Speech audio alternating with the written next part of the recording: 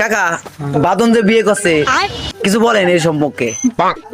আমি এইসবের মধ্যে না, তোরা বহুত মারা গা। আপনার বন্ধু বাদন যে বিয়ে করছে এর কিছু বলেন? আমি আর কি বলবো, মনে করো মেয়ে দেখতে যায় যদি বিয়েতে নিয়ে আসে, এটা কি আর ভালো লাগে যদি বরযাত্রী না যেতে পারি? নিলয়, তোমার একটা ওপিনিয়ন বলো তোমার বন্ধু বাদনের জন্য। আমি আর কি কব, বিয়ে করছে যা করছে বিসমিল্লাহ আলহামদুলিল্লাহ, বিয়ে করে নিয়ে আসো, কাই যাবে তোমাদের জন্য। এই যে আমার ভাই পূজাই কিছু বলো।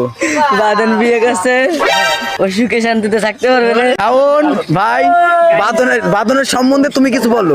আমাদের এলাকার ছোট ভাই, আমাদের অনেক আশা ছিল তার বিয়েতে যাব, কিন্তু যাওয়া হলো না। সে দেখতে যাই মেয়ে বিয়ে করে নিয়ে চলে আসতেছে। বাদনের জন্য আশীর্বাদ করবেন, ওই জন্য জীবনে 4-5টা বিয়ে করতে পারে।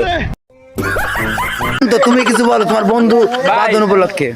2 মাসের পূর্ণতা পাইছে ভাই, 2 মাসের ভালোবাসা।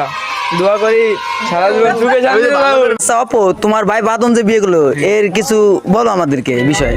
কি কব, ছোট ভাই বিরাদার করুক। তোমারটা কবে হবে? আমাকে হবে সামনে ইনশাল্লাহ হবে। শুভকামনা রইলো তোমার জন্য। ভাই, শুভ তোমার ভাই বাদন যে বিয়ে করলো দাদা যাই হোক, দাদা হোক আর ভাই বিয়ে করছে একটু বড়, হ্যাঁ যাই হোক, ওর বিষয়ে কিছু বলো।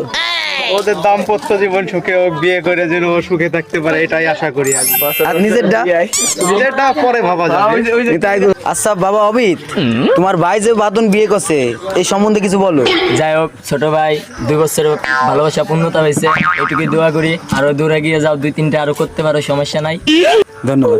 আমরা পাশে আছি। বাবা জয়, তোমার বন্ধু যে বাদন বিয়ে করছে এই নিয়ে কিছু বলো। আমি আর কি করবো, আমার বাবা আমার ছবি দেয় না। ও বিয়ে করে বললো, আমি বিয়ে করা পারলাম না। বাবা সুজিত, নিতে পারতেছি না কাকা, আমি ফাঁকে চলে আসি আমার কাছে, আমি নিতে পারতেছি না। কে তোমার জন্য কি মেয়ে দেখবো?